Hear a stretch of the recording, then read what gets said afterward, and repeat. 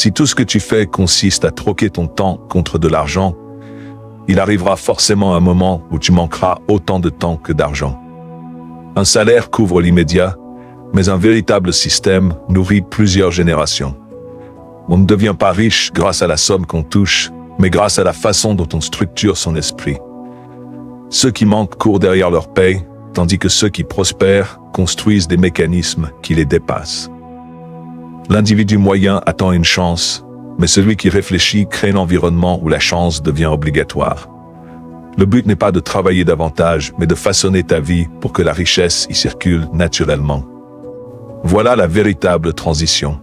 Passer de l'effort à la conception, de la survie à l'organisation, de la réaction à une série d'habitudes intentionnelles.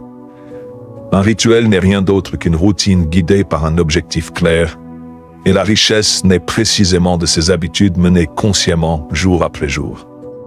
Aujourd'hui, on décortique ces rituels et on découvre ce que les personnes riches cultivent quotidiennement dans leur esprit, dans leur argent, dans leurs émotions, pour bâtir une existence que la majorité n'ose même pas imaginer. Il n'y a ni miracle ni magie, seulement des lois solides, des méthodes duplicables qui te feront passer d'un mental de salarié à un mental de créateur de richesse. Une fois ton esprit transformé, tes résultats suivent, car ce n'est pas ton salaire qui te libère, mais ta stratégie.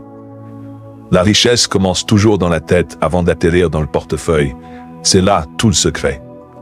Avant que le moindre billet ne t'appartienne, ta façon de penser doit basculer. Si ton esprit ne change pas, l'argent restera fugace. Il entrera puis s'en ira comme les saisons. Mais dès que tu adoptes la pensée d'un investisseur plutôt que celle d'un exécutant, tu bâtis bien plus qu'un simple revenu. Tu prépares un héritage. Bien sûr, le chèque de paie est honorable. Il récompense ton temps, tes compétences et tes efforts, mais il reste limité. Il dépend de ta capacité physique, de ta présence et de ta santé. Et si l'un de ces piliers s'effondre, l'argent s'arrête lui aussi. C'est pour cela que les riches apprennent très tôt à élaborer un système, car un système continue de tourner même lorsque toi, tu t'arrêtes. Je me rappelle mes débuts. Je travaillais sans relâche, j'arrivais tôt, repartais tard, et je donnais tout. Pourtant, malgré ma détermination, une vérité me frappait. Les riches n'étaient pas forcément ceux qui travaillaient le plus. Parfois, ils travaillaient même moins, mais ils misaient sur une autre manière de penser. Ils ne se contentaient pas de gagner, ils multipliaient. Ils n'agissaient pas seulement, ils utilisaient des leviers. Alors que je me préoccupais du loyer de la semaine, eux réfléchissaient à leur trésorerie, à leurs actifs, à leurs valeurs nettes. Nous avions tous 24 heures, mais pas la même perspective. L'esprit qui manque demande « Combien puis-je gagner cette semaine ?» L'esprit qui construit demande « Qu'est-ce que je peux créer qui me paiera pour toujours ?» L'un mise sur l'effort immédiat, l'autre sur un système durable.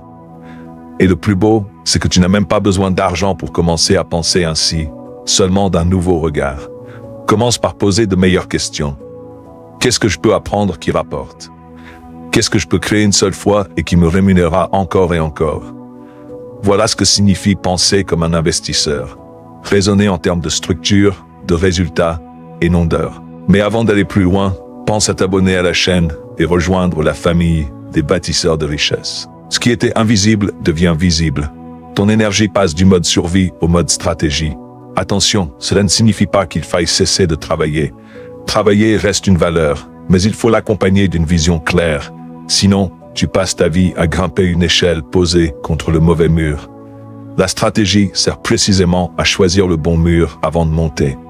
Je te le redis, la richesse commence dans ton esprit. Elle dépend de tes pensées, de tes habitudes, de tes décisions. Commence là où tu es. Prends la posture de quelqu'un qui construit plus loin que sa journée. Pense comme un architecte, comme un propriétaire, comme un bâtisseur d'héritage. Ton compte bancaire finira toujours par refléter ce que ton esprit entretient chaque jour. Si tu adoptes l'état d'esprit des riches avant même d'avoir l'argent, alors ce n'est qu'une question de temps avant qu'ils te rejoignent. La discipline est le pilier central de toute réussite financière, une vérité simple que beaucoup refusent pourtant d'accepter. Les gens cherchent des secrets, des raccourcis, des solutions miracles, mais la seule clé véritable qui ouvre la porte de la richesse, c'est la discipline. Non pas occasionnelle, non pas motivée par l'humeur, mais répétée inlassablement jour après jour. C'est elle qui érige la prospérité. Le succès n'est rien d'autre qu'une poignée de gestes simples, répétés avec constance, et l'argent obéit exactement aux mêmes règles. Tu n'as pas besoin de révolutionner ta vie. Un petit acte répété sans relâche suffit. Mettre de côté une partie de chaque revenu, lire quelques pages d'un livre sur la finance chaque soir, noter tes dépenses chaque semaine. Ce n'est pas la grandeur de l'habitude qui compte, mais sa régularité, car c'est la constance qui crée l'élan. Je me rappelle la première fois où j'ai décidé de prendre mes finances au sérieux. Je ne gagnais presque rien, mais j'ai fait un choix, mettre de côté un pourcentage de tout ce qui entrait. Même 5 $, je les mettais de côté, je les suivais, je les respectais. Au début, cela semblait ridicule, insignifiant, mais les petites choses faites avec fidélité finissent toujours par croître. Un jour, sans m'en rendre compte, ce simple filet est devenu un courant. Rien de magique, simplement de la discipline. La plupart attendent que l'argent arrive pour devenir discipliné, mais ça ne fonctionne jamais ainsi. On ne devient pas fort avant de s'entraîner, on s'entraîne pour devenir fort. Et avec l'argent, c'est strictement la même logique. Commence à économiser maintenant, à te maîtriser maintenant, à contrôler tes impulsions maintenant. Si tu n'es pas capable de gérer 100 $, tu ne géreras pas 10 000. Ce qui fait la différence, c'est pas la somme, c'est ton état d'esprit. Entre la frustration et la liberté financière, l'écart se trouve là. Non pas dans ce que tu gagnes, mais dans la manière dont tu gères. Non pas dans la force, mais dans la constance. La discipline construit une structure. La structure crée l'élan. L'élan engendre le progrès. Et un jour, tu te rends compte que tu ne luttes plus pour survivre. Tu construis un avenir. La discipline est aussi une forme profonde de respect pour soi. C'est se dire « je vaux suffisamment pour préparer demain ». C'est refuser de consommer toute la graine aujourd'hui et accepter d'en planter une partie. Semer maintenant pour récolter plus tard, croire en la récolte et répéter le geste encore et encore. Beaucoup vivent dans la réaction. Ils dépensent parce que l'envie les domine. Ils évitent la lecture parce que cela demande un effort. Ils fuient le budget car ils confrontent la réalité. Mais demande-toi, est-ce agréable d'être stressé par l'argent? Est-ce amusant d'être à découvert? La discipline peut sembler être un renoncement, mais elle offre la paix intérieure, et cet échange en vaut toujours la peine. Si tu es réellement sérieux à propos de ta richesse, n'attends ni la chance ni l'héritage. Commence maintenant. Même petit, commence. Choisis une habitude minuscule, économiser, lire, noter tes dépenses et fais-la chaque jour, qu'importe ton humeur ou ta motivation. La discipline n'est pas une émotion, c'est une décision. Et si tu maîtrises cette décision, alors la richesse cesse d'être une possibilité et devient une certitude. Ne deviens jamais maître dans ce qui n'a aucune importance. Cette simple idée a bouleversé plus de vies que bien des livres. Pourtant, la majorité ne la comprend toujours pas. Beaucoup remplissent leur journée d'urgence inutile, s'occupent à perfectionner des détails sans valeur, mémorisent tout sur leur divertissement préféré, connaissent les acteurs, les épisodes, les scores, mais dès qu'on leur demande de consacrer 15 minutes à apprendre comment fonctionne l'argent, ils deviennent soudain trop fatigués, trop occupés ou trop distraits. C'est exactement cela, exceller dans l'insignifiant. Et je ne juge personne, car j'ai moi-même vécu dans cette logique. Je croyais que me divertir était la récompense méritée après mes efforts, sans réaliser que le divertissement était devenu un moyen d'éviter l'effort réel. Un jour, j'ai pris du recul et j'ai observé ma vie.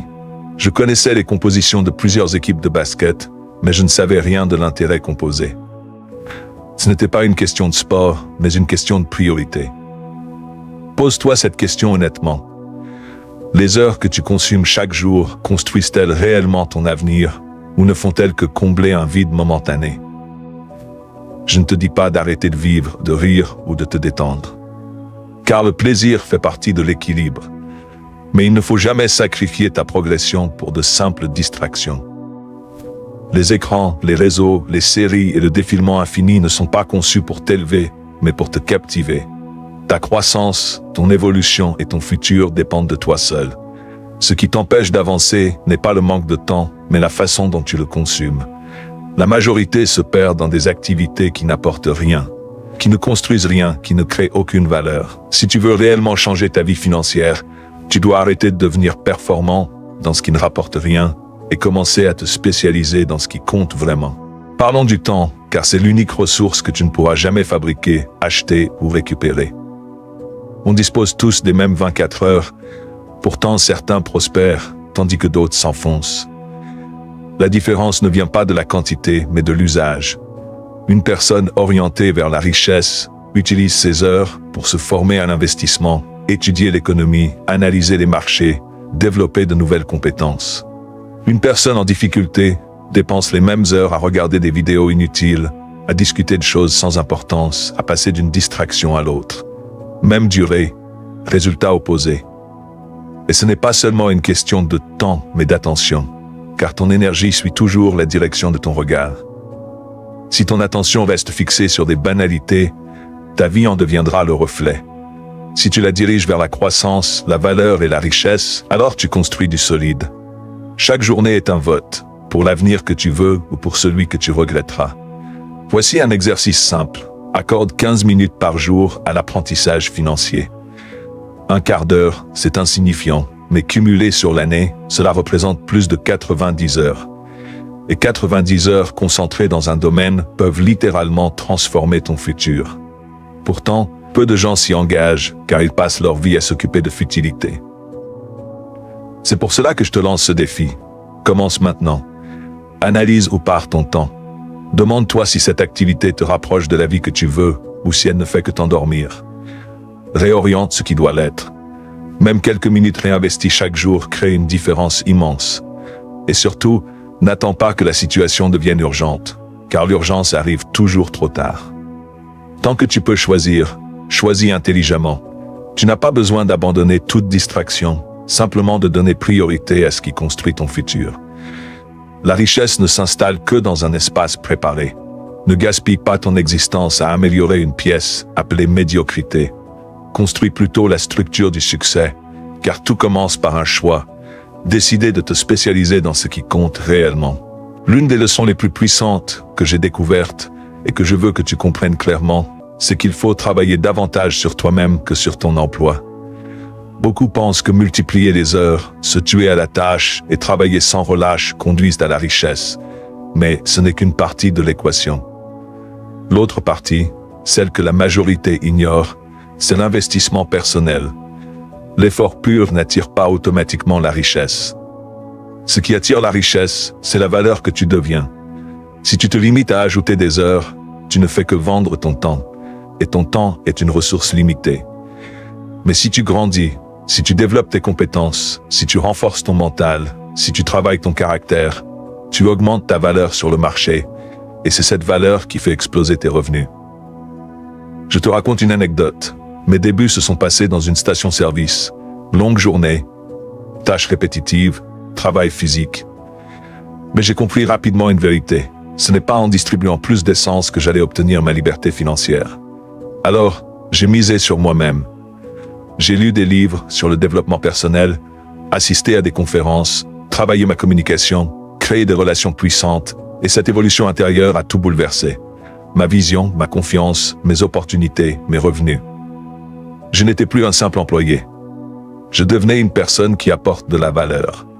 Et ce principe s'applique à tous. Tu travailles en usine, apprends ce qui dépasse ton poste, tu enseignes, transformes ton savoir en formation ou en coaching, tu es entrepreneur, développe ton leadership, ta gestion, ta compréhension de l'argent. Chaque minute utilisée pour t'améliorer fait grimper ta valeur, et le marché récompense toujours la valeur. Mais il faut accepter que cette croissance n'est jamais confortable. Elle exige de sortir de sa zone de confort, de reconnaître ce qu'on ne connaît pas, d'apprendre même quand ça pique. Pourtant, ce malaise est le prix de la liberté. Ceux qui refusent de grandir restent enfermés dans le cycle du salaire.